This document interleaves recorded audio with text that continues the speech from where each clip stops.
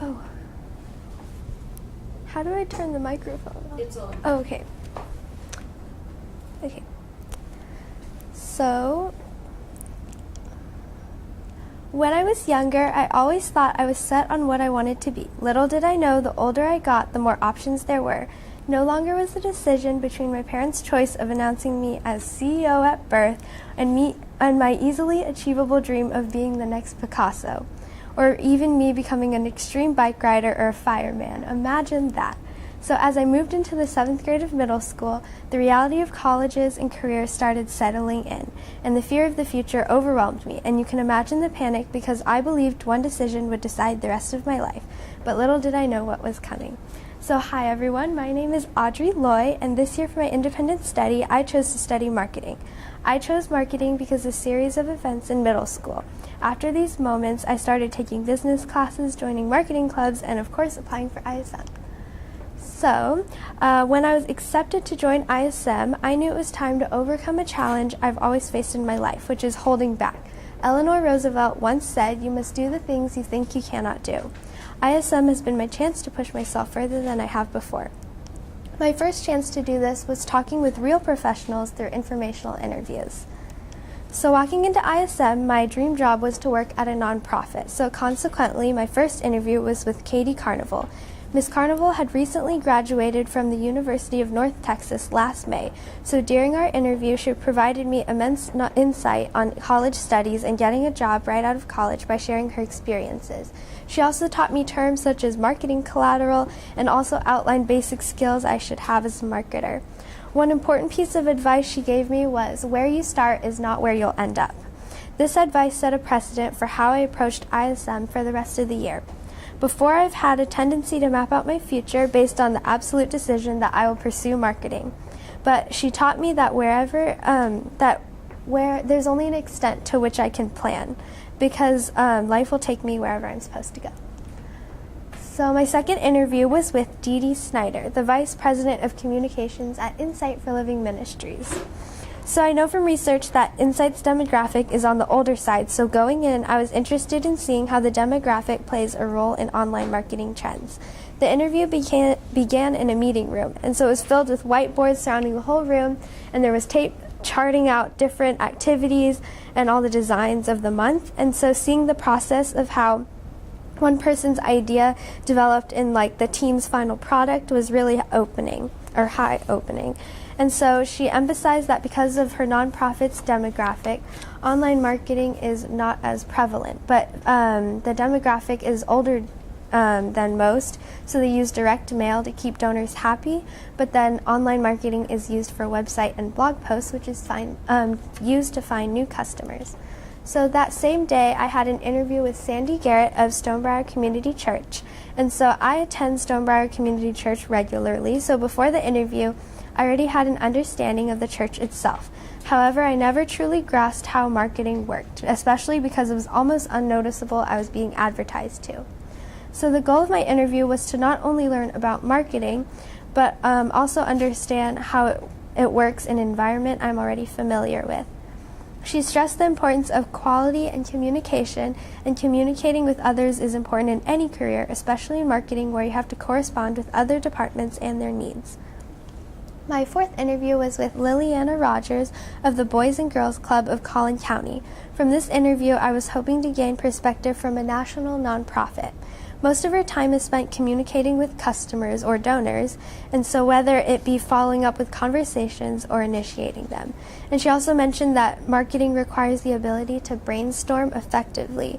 So specifically in terms of nonprofits, the most satisfying and rewarding moments come when you fulfill the mission. And so she mentioned that since nonprofits are mission-oriented, the environment is slower than a corporate career.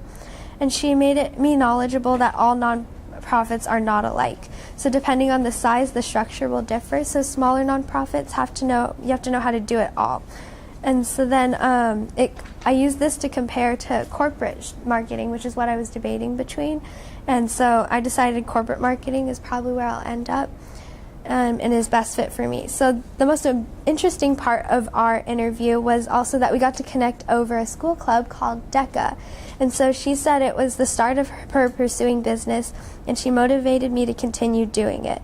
And she also brought up opportunities she regretted not taking advantage of, such as like Peace Corps and anything that helps her to help others before her job. And so my last interview was with Jill Hurt, the Vice President of Marketing at Pacific Union Financial. So this was the first interview I had in a corporate marketing versus a nonprofit. So she broke down the basic types of markets, especially within her company, and she said marketing is not one audience but many, each with their own needs. And she gave out a general map out of the corporate structure.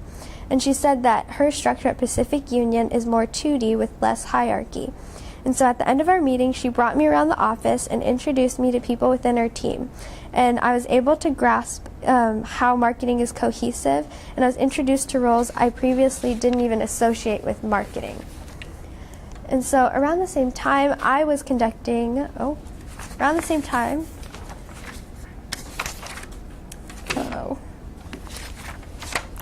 also did research assessments. So my first research assessment was an outlook on the marketing industry. And so a key point I took away from this article is that marketing is projected to grow 9% as I enter the workforce, especially through online applications. So it helped me wrap my mind around the possible future I might have in marketing. And so then my second research assessment was over online marketing trends. And so it included like increased price of advertising, video advertisements, apps, and the use of mobile apps over the desktop, and then even virtual reality marketing, which we haven't seen yet, but it's coming. And so my third research assessment was over the foundations of marketing. But as I later found out, that was actually branding. And so branding is a vision of a value or a desired lifestyle of a company. And so the first thing I have to do if I ever want to market anything is to understand the brand. And so when I was comparing different related aspects of business, I also researched sales. So previously, I thought sales and marketing were pretty much the same thing, but as I started to research, I found out that they have different goals. So marketing is not to convince the customers, but that's sales. It's to inform so that they can be convinced. And so marketing is not selling, persuading, and advertising, but instead researching and understanding the message. And so I was able to realize I was more inclined towards marketing instead of sales. And so taking a break from articles, we took a field trip to the University of North Texas. And so this gave me the opportunity to see how, if I will like the marketing basics, the basics of marketing versus the actual career environments of it. And so my first class was Marketing Foundations, and so I was introduced to how there's different markets within one company. And then my second class was Consumer Behavior, where it was pretty much a business psychology class, where we got to see how products affected a customer. And then my third class was Marketing Metrics. And so little did I know what I learned in this class would come in handy later as I entered my mentorship. And Marketing Metrics is like a business math. And so my last step in ISM was to find a mentor. So after completing all 5 interviews and taking some time to think over it, I decided to ask Ms. Hurt to be my mentor, and she said yes. And so far I've had only 1 mentor visit, and I've been able to sit in a team meeting, so I can't wait to learn more as the year goes on. So where to now? It's a long journey ahead, but ISM is the beginning of the start, and I'm excited to see what comes my way. Wherever I may end up, it's the journey that makes it an adventure, not the destination.